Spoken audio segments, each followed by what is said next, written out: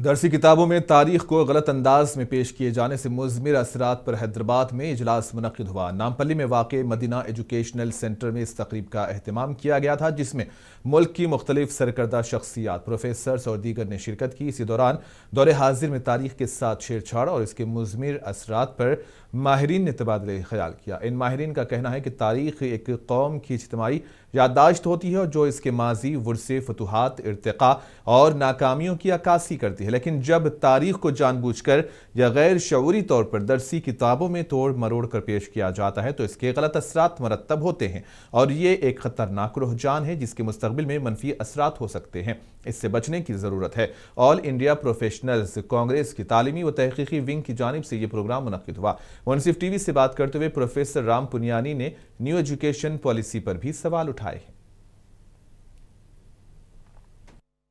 ये जो new education policy है, एक तो वैज्ञानिक सोच, साइंटिफिक टेम्पर को डिस्ट्रॉय करेगी, कमज़ोर करेगी। उससे तो ऑटोमेटिकली जो अंधश्रद्धा, अंधविश्वास बढ़ जाएगा। दूसरा जो कर रहे हैं इसमें माइनॉरिटीज़, रिलीजियस माइनॉरिटीज़ के ख़िलाफ़ नफ़रत बढ़ेगी, जिससे हो सकता है कि आपस के संबंध पहले से और ख़राब हो जाएं। तो ये दो चीज़ें मुख्य हैं। और तीसरा, न्यू एजुकेशन पॉलिसी में ऐसा भी है कि ज़्यादातर ये शिक्षा संभ्रांत लोगों के लिए अवेलेबल होगी। जो गरीब लोगों के लिए होता है उनको शिक्षा से धीरे धीरे बाहरी करने की कोशिश की जा रही है। ये तीन चीज़ें इसमें बहुत ख़तरनाक है। सबसे महत्वपूर्ण बात हमें ये समझना है कि टेक्स्ट बुक्स जो है हमारे स्कूलों में बहुत जो डाइवर्सिटी है उसके लिए सबसे महत्वपूर्ण टूल है, जिसे टीचर्स यूज़ करके बच्चों को किसी भी सब्जेक्ट के बारे में पढ़ाते हैं, लिखाते हैं। तो यदि टेक्स्ट बुक्स के अंदर जो इन्फॉर्मेशन दी गई है अगर वो डिस्टॉर्टेड है, वो गलत है, वो मिसरिप्रेजेंटेड है, वो फेक है, तो जो बच्चों तक जो हम इन्फॉर्मेशन पहुँचाना चाहते हैं, ख़ास तौर से इस कॉन्टेक्स्ट में इतिहास की, वो गलत पहुँचेगी। और यदि वो इन्फॉर्मेशन गलत पहुँच रही है, आधी अधूरी पहुँच रही है, तो उसका सीधा पर्याय ये है कि बच्चे जिस नॉलेज के साथ स्कूल से पास आउट करेंगे वो भारत का सही इतिहास नहीं है, वो हिंदुस्तान का सही इतिहास नहीं है। और दूसरी जो समस्या वो ये है कि जब हमारे पास आधे से ज़्यादा बच्चे दलित, SC, ST, OBC, माइनॉरिटी लड़कियां हैं, तो जब उनका इस शिक्षा में एक क्लेम बनता है कि वो हमसे सीखें, तब हम ऐसा नॉन साइंटिफिक, इर्रेशनल इतिहास पढ़ाना चाहते हैं। और अगर आप टेक्स्ट बुक्स को देखेंगे तो आप देखिए वो टेक्स्ट बुक्स किसने बनाई हैं। उन टेक्स्ट बुक्स में आज किसी भी विश्वविद्यालय का किसी प्रोफेसर का नाम नहीं होगा। और जो पुरानी टेक्स्ट बुक्स थी उसके आप कंपोजिशन को देखिए, तो ये जो फ़र्क जो आता है कि बनाने वाले लोग कौन हैं और वो किस प्रकार की विचारधारा से प्रभावित है, उससे जो ज्ञान है वो संपूर्णतः बैलेंस्ड ज्ञान नहीं है, उसके अंदर एक इम्बैलेंस है। और वो जो इम्बैलेंस है उसका सीधा जो एक प्रभाव जो पड़ने वाला है वो बच्चों के उस ज्ञान के कंस्ट्रक्शन पे पड़ने वाला है। वो अपने उस हिंदुस्तान के ऊपर गर्व नहीं करेंगे। सबसे इम्पॉर्टेंट यह है कि हम खुले दिमाग से हम पढ़ें, ना कि किसी बायस रख के नहीं। ये नहीं कि अकबर मुसलमान थे और हम मुसलमान हैं, या अशोक बुद्धिस्ट थे हम बुद्धिस्ट नहीं है, उस तरह से नहीं। आप ओपनली हिस्ट्री को पढ़िए। और आप जब बच्चों को पढ़ा रहे हैं, आप अपने बच्चों को देख रहे हैं या एज अ टीचर आप बच्चों को पढ़ा रहे हैं, तो आप देखिए कि आप समझिए कि मंशा क्या है, उसके पीछे क्या, इसमें कोई पॉइजनस वो तो नहीं है, तो आप उसको हटाने की कोशिश कीजिए। और बच्चों को किताब से हटकर भी आप करेक्ट नॉलेज देने। हैदराबाद लकड़ी का पुल इलाके में BC लीडरों और तंजीमों की ग्लोबल राउंड टेबल मीटिंग मुनक्किद हुई। इस मीटिंग में रियासती वजीर वाकेटी श्रीहरी ने शिरकत की। इन्होंने कहा कि वो बतौर वजीर नहीं बल्कि एक BC सपूत की हैसियत से हाजिर हुए हैं। इन्होंने BCs के लिए रिजर्वेशन की फराहमी के लिए मुत्तहिदा जदोजहद की जरूरत पर जोर दिया। इस इजलास में BJP के सीनियर लीडर बंडारू दत्तात्रेय भी शरीक थे। कांग्रेस कायद हरमंत राव ने मुख्तलिफ गोशों से BCs को रिजर्वेशन में रखना अंदाजी पर सवाल उठाए।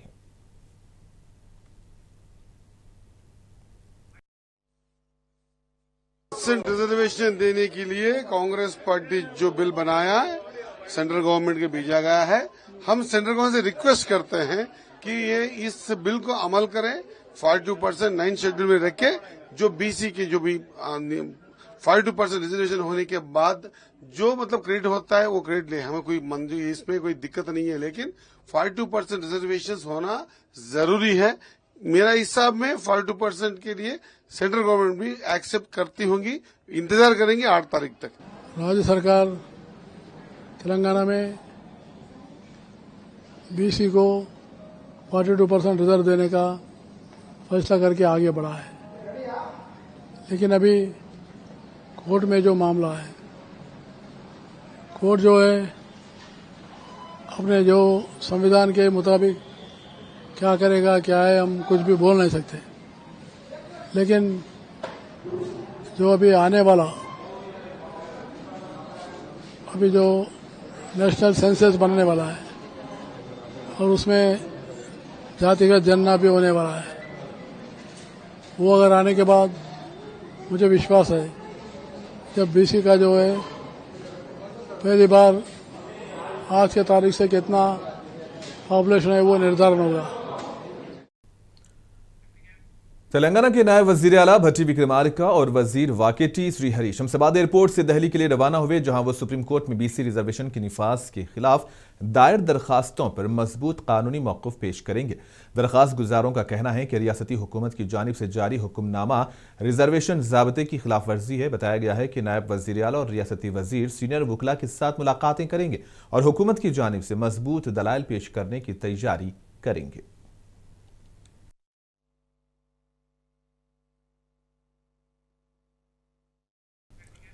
कांग्रेस के सीनियर लीडर जी वेंकटेश स्वामी काका की 96वीं यौम पैदाइश रियासत में बड़े पैमाने पर मनाई गई। टैंगबंड पर वाक़ वेंकटेश स्वामी के मुजस्समे पर तेलंगाना के सदर प्रदेश कांग्रेस महेश कुमार गौड़, रियासती वुज़रा पूनम प्रभाकर, श्रीहरी और जी विवेका वेंकटा स्वामी और दीगर कांग्रेस कायदीन ने फूल पेश करते हुए खिराज अकीदत पेश किया। इस मौके पर इन्होंने वेंकटेश स्वामी की खिदमत को भी याद किया।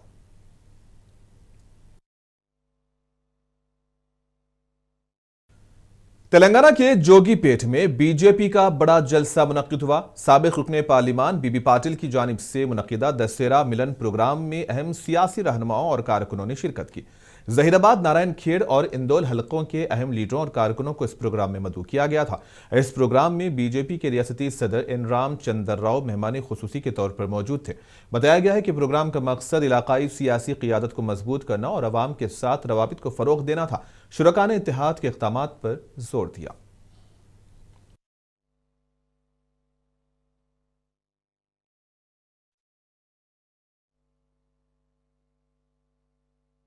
కానీ ఈ రోజు మన రాష్ట్రంలో అధర్మాన్ని అంతం చేయాలంటే ఓటు ద్వారా చేయాలి, బ్యాలెట్ పేపర్ చేయాలి. అదే బాణంగా ఈ అధర్మమైనటువంటి ప్రభుత్వాన్ని మనం ఓడించాలంటే రేపు రాబోయేటటువంటి ఒక స్థానిక ఎన్నికల్లో అందరూ కూడా కమలంకు గుర్తుకు ఓటు వేయాల్సిందిగా నేను కోరుతా ఉన్నాను.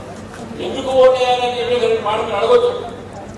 అడగడానికి మీకు అధికారం ఉంది, చెప్పేటటువంటి బాధ్యత కూడా నాకు ఇంతకుముందు भैंसा में दुर्गा देवी निमज्जन जुलूस के दौरान एक काबिल एतराज वाकया पेश आया। मस्जिद पंजे शाह के करीब से गुजरने वाली मूर्ति की तस्वीर को एडिट करके मस्जिद के ऊपर भगवा झंडा और महिषा लिखा गया।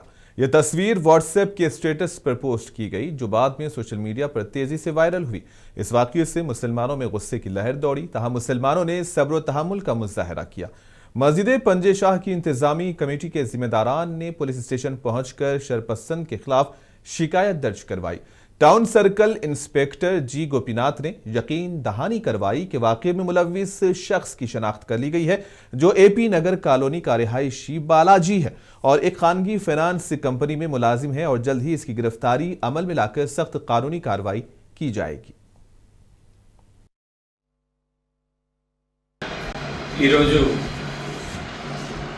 ఒక పిటిషన్ వచ్చింది. దీంట్లో పంజేషా మస్జిద్ ముందు దేవమాత విగ్రహం ఉండి పైన మైషా అని రాసి ఒక సాఫ్రాన్ కలర్ ఫ్లాగ్ పెట్టిరని చెప్పేసి అది పెట్టి సోషల్ మీడియాలో వైరల్ చేస్తున్నారు అని చెప్పేసి ఒక పిటిషన్ వచ్చింది. వాళ్ళ దురుద్దేశపూర్వకంగా ఈ మెసేజ్ కావాలని వైరల్ చేస్తున్నట్టుగా ఒక పిటిషన్ వచ్చింది. ఈ విషయంలో మేము పిటిషన్ తీసుకొని పిటిషన్ మీద ఎంక్వైరీ చేసి సరైన చట్టపరమైన సరైన చర్యలు తీసుకున్నాం।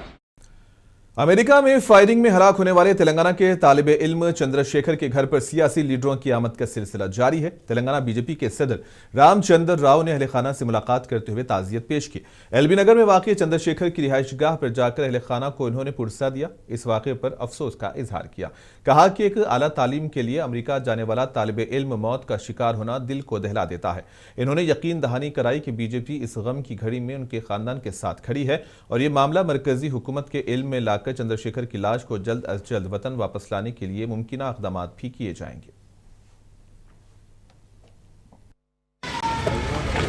చంద్రశేఖర్ అనే ఒక యువ BDS ఇక్కడ ఇండియాలో చేసి మాస్టర్ కోసం టెక్సాస్లో పోయిన అటువంటి ఒక సందర్భంలో అక్కడ గ్యాస్ స్టేషన్లో ఆడ విద్యార్థులందరూ కూడా పని చేసుకుంటూ చదువుతారు. కాబట్టి గ్యాస్ స్టేషన్లో పనిచేసే సందర్భంగా అమెరికాలో ఆ టెక్సాస్ అనేటటువంటి సిటీలో ఒక వ్యక్తి రెండోడు వచ్చి కాల్చి చంపడం జరిగింది. जिले कामारेड्डी से खबर है। निजाम सागर डैम में 2 लाख क्यूसिक पानी पहुंच रहा है। बालाई इलाकों में जैसे सिंगो डैम, पोचारम प्रोजेक्ट के अलावा दीगर मुकामात से निजाम सागर डैम में पानी की आमद का यह सिलसिला जारी है, जिसकी वजह से सतह आब में भी इजाफा हुआ। महकमे आबपाशी के अहदेदारों ने निजाम सागर डैम के 16 दरवाजों को खोल दिया है और पानी मांजरा नदी से गोदावरी नदी में जा रहा है।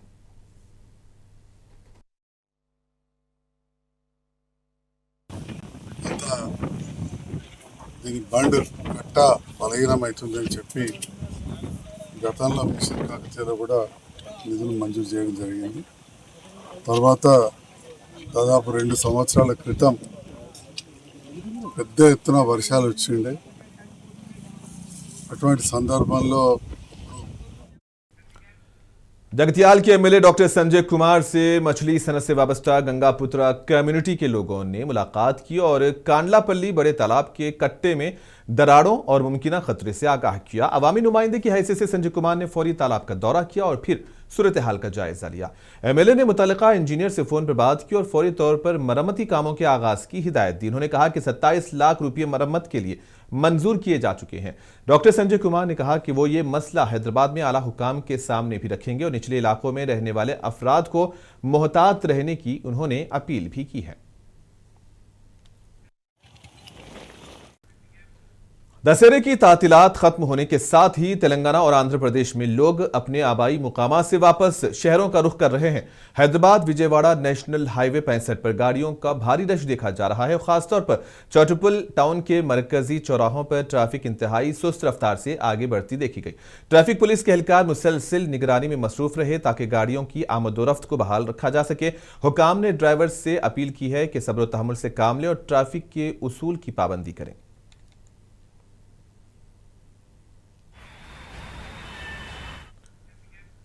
तेलंगाना की ड्रग्स कंट्रोल एडमिनिस्ट्रेशन ने अवाम को खबरदार किया है कि कोल्ड ड्रिफ सिरप का इस्तेमाल फौरी तौर पर बंद किया जाए। मध्य प्रदेश और राजस्थान में बच्चों की हलाकतों के बाद यह इंतबाह जारी किया गया। इदारे के मुताबिक दवाएं तमिलनाडु के कांचीपुरम में वाक़ श्रेसन फार्मा में तैयार की गई हैं, जिन पर मैन्युफैक्चरिंग तारीख मई और एक्सपायरी डेट अप्रैल 2027 से अवाम से दरख्वास्त की गई है कि अगर वो ये सिरप इस्तेमाल कर चुके हैं तो फ़ौरन इस्तेमाल बंद कर दें और फिर करीबी ड्रग्स कंट्रोल ऑफिस को रिपोर्ट करें।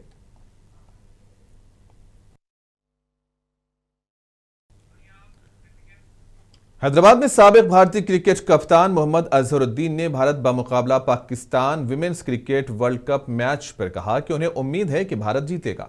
इन्होंने कहा कि भारतीय खवातीन टीम बहुत ही मजबूत है और परफॉर्मेंस भी शानदार रही है।